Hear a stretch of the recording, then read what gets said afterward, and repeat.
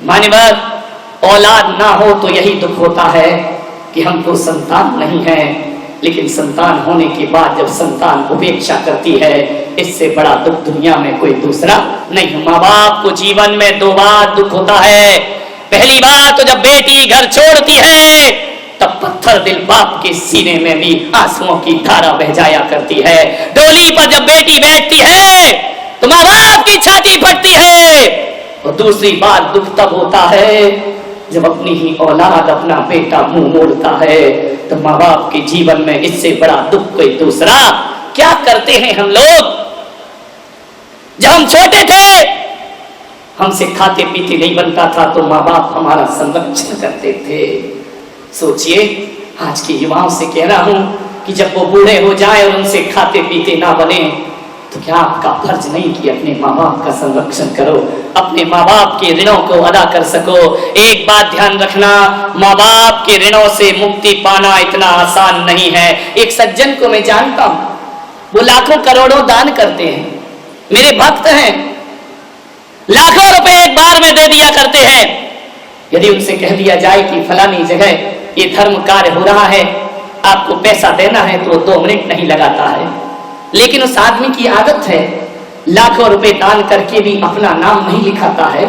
वह जब भी दान करता है, कहता है मेरे माँ बाप के नाम से दान किया जाए, मेरे पिता के नाम से दान करो, मेरी माँ के नाम से दान करो। मैंने पूछा कि तुम उसके सामने अपना नाम क्यों नहीं लिखाते हो? बोले नहीं महाराज, मैं अपना नाम क्यों लिखाऊं? मैंने कहा क्यों? बोले मेरा नाम मेरा कहाँ है? अरे जिसने मुझे नाम दिया, मैं उसका नाम लेकर अपने नाम को सार्थक किया करता हूँ। ये नाम जो दिया है माँ बाप ने तुम्हें दिया है। ध्यान रखिए, जब भी दान करो, लाखों रुपए करोड़ों रुपए दान करो, लेकिन यदि वो दान तुमने अपने नाम से किया है, पुण्य आधा हो जाता है, और उसमें माँ बाप का नाम जुड़ जाए तो पुण्य बढ़ जाया करता है, दुगना और चौगना हो जाया। बिना माँ बाप के कुछ मत करना। मैं भी डबरा में था, लक्ष्मी नारायण मंदिर में मेरा प्रवचन हुआ। नरोत्तम जी शर्मा जो वहां पर मंत्री हैं, वह मुझे लेकर के गए कि मेरे लक्ष्मी नारायण मंदिर में आपका उपदेश होना चाहिए। मैं गया और जाकर के मैंने जैसे उस मंदिर को देखा, मैंने उसके पेट पर हाथ रखा। मालूम है कैसा है वह मंदिर? होगा बहुत खूबसूरत। लोग कहते हैं इतना सुंदर मंदिर है, कितनी अच्छी नक्काशी है, कितना बढ़िया व्यवस्था है। मैंने वो सब नहीं देखा।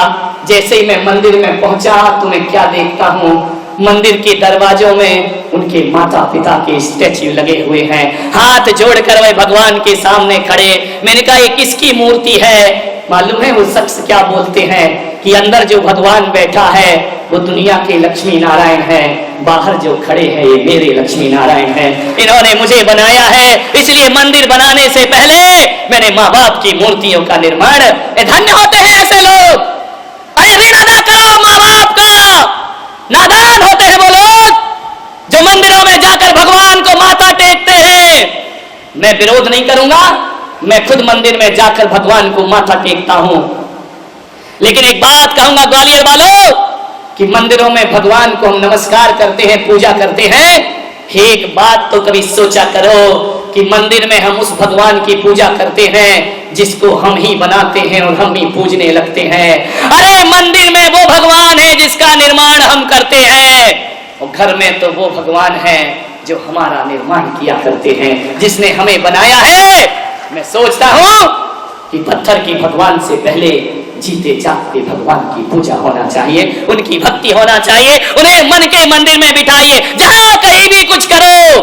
मैं आज युवाओं से कहूंगा कि बिना माँ बाप के किया दान पुण्य धर्म जीवन में किसी काम के नहीं हुआ करता है। कुछ बनवाओ, एक कमरा माँ बाप के नाम से बनवाइए। अपना नाम रोशन करने से कोई महान नहीं होता है, बल्कि माँ बाप का नाम रोशन करने से जीवन महान हो जाया करता है। माँ से बड़ा क्या होगा? एक आदमी को जेल अदालत में भेजा गया। अदालत में कहा गया गीता पर हाथ रखो और कसम खाओ कि सच बोलेंगे।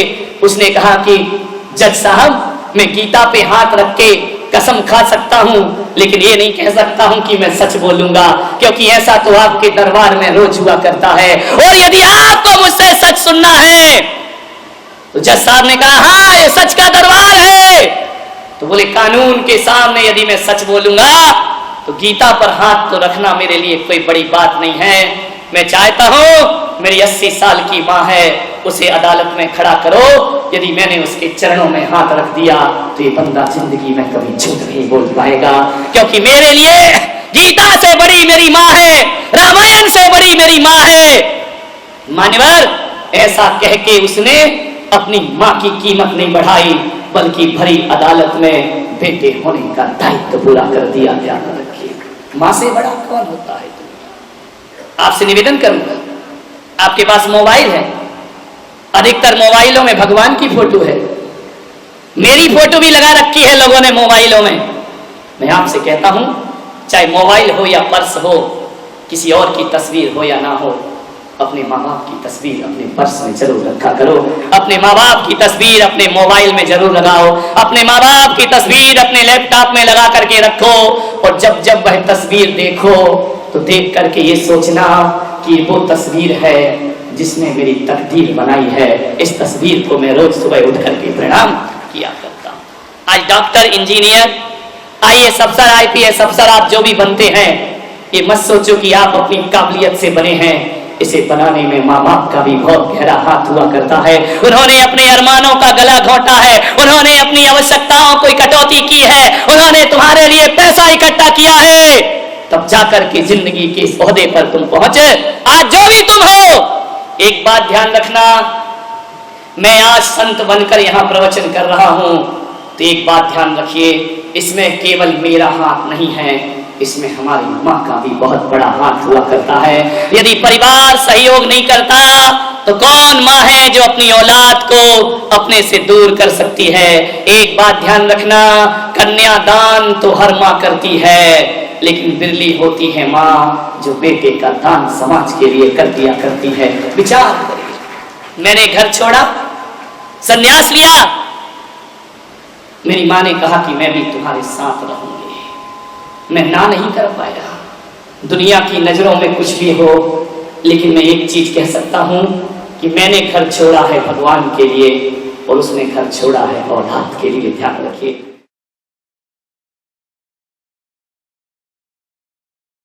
ऐसी भी औलाद इस दुनिया में पैदा हो चुकी है मान्यवर, जो अपने माँ बाप को नहीं बल्कि उनकी दौलत से प्यार किया करते हैं। ऐसी भी औलाद है जो माँ बाप की कीमत नहीं करते हैं। कैसे करेंगे ये माँ बाप की पूजा? ध्यान रखिए, विचार करिए। सारी रात बैठी है चबूतरे पर, देखती है कि सुबह से भोजन कराया मैंने उसे, कितना इंतजार किया, कितने ख्वाब उस बेटे ने दिखाए, बार बार देख रही है। और कहते हैं उस रात अपने ही घर के चबूतरे में वह गुजारा करती है, रात वहीं सोती है। और ऐसी भी एक कहानी कहती है कि वह माँ विगत 6 महीने से उसी चबूतरे पर रात गुजार रही है। मकान मालिक ने कहा कि माँ तू छोड़ना क्यों आती है इस घर में, इस घर को मैंने ले लिया है। वह माँ कहती है अरे तेरी व्यवस्था हम कहीं और करा देते हैं। उसने कहा नहीं, मैं मरूंगी जीऊंगी इसी चबूतरे पर, क्योंकि मुझे विश्वास है कि एक दिन मेरा बेटा लौट कर जरूर वापिस आएगा। इसी आस में मैं यहाँ पर जीती रहूंगी। बस मुझे कुछ नहीं चाहिए, इसी चबूतरे पर सोने दो, इसी चबूतरे पर रहने दो। कहते हैं उस मकान मालिक ने उस माँ की बाहों को थामा और कहा कि माँ तू चबूतरे में नहीं रहेगी, इतने सारे कमरे यहाँ हैं, एक कमरा में तेरे नाम करता हूँ। विचार करिए, कभी कभी अपनों में वो नहीं मिलता जो परायों में प्राप्त हुआ करता है। अपनी ही औलाद वो सुख नहीं दे पाती। जैसे ही उस मकान मालिक ने उसे पकड़ा, उसकी बाहों को अपने हाथों में लिया, उसे ऐसा लगा, इतनी जोर से उस बूढ़ी माँ ने उसके हाथ पकड़े कि जिसे चलना सिखाया वो छोड़ के चला गया। ऐसा पहली बार लगा कि परायों के भीतर भी कोई ना कोई दिल तो हुआ करता है, धड़कता हुआ। उसने कहा कि माँ एक कमरा ही नहीं, पूरा घर तेरा है। तेरा बेटा धोखा दे गया तो दे गया, अभी इस हिंदुस्तान से श्रवण कुमार मरे नहीं हैं, वो आज भी जीवित हुआ करते हैं। किस कृष्ण की पूजा करते हो, किस राम की पूजा करते हो, किस महावीर की आराधना करते हो? हरे कृष्ण को पूजने वालों, एक बात ध्यान रखना, कृष्ण तो ऐसी महान आत्मा नारायण इस धरती पर हुए जिन्होंने एक माँ को नहीं बल्कि 2 माँ को पूरे जीवन का संन्यास सम्मान सौंप दिया करते हैं। जगत में सिरमौर बना दिया। उन्होंने दुनिया से कहा कि जन्म देने वाली ही माँ माँ नहीं होती है, कोई पालने वाली यशोदा भी जगत जननी कहलाया करती है। ध्यान रख, क्या करते हैं हम अपने घरों में? मान्यवर, कैसा हमारा घरों के वातावरण बन रहे हैं। मुझे बहुत पीड़ा होती है जब कोई बूढ़े माँ बाप मेरे सामने आंसू बहाते आते हैं। वह कहते हैं कि हमारी औलाद हमें पूछती नहीं है। इस संसार के दुख मुझे अब ना देखना पड़े, मगर मोह का ऐसा जाल फंसा, इस दुनिया को अपना मानते रहा। मैं दुनिया का हूं, दुनिया मेरी है, ये घर मेरा है, ये परिवार मेरा है, ये रुपए पैसे मेरे हैं, ये रिश्ते नाते मेरे हैं, सब टूट गए। मां से रिश्ते छूट गए, पिता से रिश्ते छूट गए। किस लिए जोड़ रहा हूं मैं ये सब? बच्चों को बड़ा करता हूं, पालता हूं, पोसता हूं, पढ़ाता हूं, लिखाता हूं, उनका विवाह कराता हूं। जो बच्चे मेरे बिना नहीं रहते थे उनका स्वभाव बदल जाता है, उनका बोलना बदल जाता है, उनका व्यवहार बदल जाता है। बुढ़ापे में माँ बाप बोझ लगते हैं, बुढ़ापे में उनकी सलाहें अच्छी नहीं लगती है, बुढ़ापे में हम उनके साथ रहना नहीं चाहते हैं। किसके लिए बनाया था ये मकान, किसके लिए ये दौलत जोड़ी थी? इन्हीं बेटों के लिए। क्या मिला? जोड़ जोड़ कर जिंदगी बर्बाद की, कुछ नहीं मिलता है। शादियां करके बच्चे अपनी जिंदगी में खो जाते हैं। सुंदर सा मकान, अपार दौलत, क्या करोगे इसका? बेईमानी, छल कपट, कभी धर्म की सुध नहीं आई, कभी परमात्मा के मंदिर में नहीं गया जिसकी कृपा से मानव तन मिला, ये जीवन मिला, ये यौवन मिला, सब भूल गया। बेटे ताने मारेंगे, एक समय वो आएगा अकेले रह जाओगे, पति भी जाएगा, बच्चे भी जाएंगे, पत्नी भी जाएगी, चलते नहीं बनेगा, कोई सहारा नहीं देगा। देख तेरी हस्ती खाक में मिलेगी। क्यों करता है आदमी ये सब? हाथ क्या लगता है उसके? कुछ नहीं। कितनी इच्छाएं, कितनी अपेक्षाएं, कितनी आकांक्षाएं लेकर जीता है आदमी। हम ये बनेंगे, हम वो बनेंगे, हम इतना पैसा कमाएंगे, हम इतना नाम कमाएंगे। क्या मिलता है? असंतुष्टि। बच्चे ही निगाह फेरेंगे। जिस दिन बीमार पड़ गया, घर के लोग तेरी मौत का इंतजार करेंगे। धन दौलत है तो सेवा है, जिस दिन ये नहीं उस दिन कोई नहीं पूछने वाला है। मंदिर नहीं आया, ईश्वर की शरण नहीं ली, संसार की शरण में जीता रहा। क्या मिलता है एक आदमी को जिंदगी से? हाय हाय करता है, मिलता कुछ नहीं है। नादान, पागल, मूर्ख मन, क्यों विषयों की तरफ भागता है तू? क्यों लोगों के दिल दुखाता है? क्यों किसी के प्राणों का हनन करता है तू? किसके लिए कौड़ी कौड़ी माया जोड़ता है?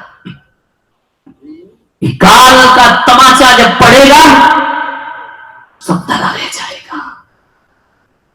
तुम बूढ़े हो गए, राग रंग एक तरफ, अपना शरीर ही विभत्स लगने लगा, दांत गिर गए, आंखें कमजोर हो गई, झुर्रियां पड़ गई। इसी शरीर को नहलाया था, भुलाया था, सेवा की थी, देख ये भी दगा दे रहा है। कमर टूट गई, कोई नहीं पूछता। बुढ़ापा बीमारियों का घर, खांस रहे हैं, खकार रहे हैं। हे भगवान, मेरे जीवन की कहानी बड़ी दुखद है, किसमें खोया हूं मैं। बच्चों ने मुंह मोड़ लिया, बहुओं ने मुंह मोड़ लिया, सबने अपना अपना हिस्सा मांग लिया। बड़ा बेटा कहता है मेरा हिस्सा है, छोटा कहता है मेरा हिस्सा है, मां मेरी है, पिता मेरे हैं, ये कोई नहीं कहता। मां बाप नहीं चाहिए, मां बाप से कुछ चाहिए हमको। कभी कभी तो वृद्धाश्रम में जिंदगी चली जाती है, कभी कभी तो ये दिन खाने को दौड़ता है, रात डसती है, कभी कभी ये तन्हाई बड़ा रुलाती है, कभी कभी अपनों को खोने के गम हमारी चेतना को व्यथित करता है। कितनी भी दौलत कमा लो, इज्जत कमा लो, नाम कमा लो, दर्द तो दर्द। अपने ही बच्चे मुख मोड़ते हैं तो बर्दाश्त नहीं होता। जब औलाद नहीं थी तो लगता था एक औलाद हो जाए, आज हो गई तो वो वरदान अभिशाप लगता है। वृद्धाश्रमों में छोड़ दिया जाता है, अकेले में पटक दिया जाता है, हमको घर के पीछे के कमरों में रख देते हैं, हम खांसते हैं, हम थूकते हैं, हमारे बच्चों की इज्जत खराब होती है। उनके मिलने वाले आते हैं, हम बीच में जाते हैं, उन्हें अच्छा नहीं लगता। ये मकान, इसी से हमारा बच्चा हमें निकालता है, वो कहता है ये मकान मेरा है। क्या रुच रुच के मकान बनाया था, खून पसीने की कमाई लगाई थी, पैसा लगाया था, जाने लगा दुनिया से। एक झटका मौत का आता है, ऑक्सीजन, वेंटिलेटर, कुछ भी लगा ले पगले, ये सब बहाने हैं। कुछ नहीं कर रहे, हकीम डॉक्टर वैद्य खड़े रहेंगे, कुछ नहीं कर पाएंगे। मौत आएगी, बीच में से उठा करके ले जाएगी। सारे रिश्ते नाते बैठे रहेंगे, डॉक्टर हकीम वैद्य खड़े रहेंगे, मंत्र तंत्र पढ़े रहेंगे। किस ख्यालों में खोया है ज्योतिष वास्तु पागल। मौत कुछ नहीं देखती है, मौत कहेगी चल तेरा समय हो गया। मैं पलंग पे लेटा हूं, सांस तेज चल रही है, धड़कन हृदय की बढ़ रही है, नाड़ी तेज हो रही है, रिश्ते नाते सब बैठे हैं, कुछ समझ नहीं आ रहा। डॉक्टर इंजेक्शन पर इंजेक्शन लगा रहा है, दवाइयां दे रहे हैं, मौत अपना काम कर रही है।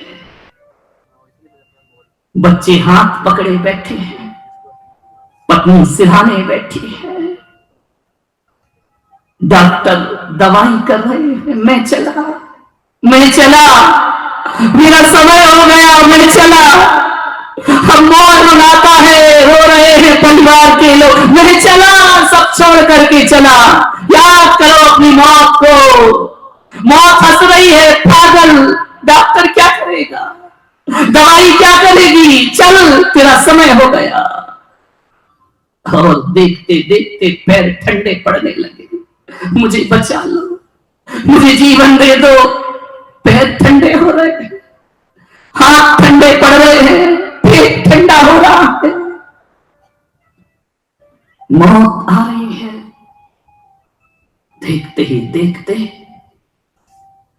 मौत ले गई तुम्हें उठा के।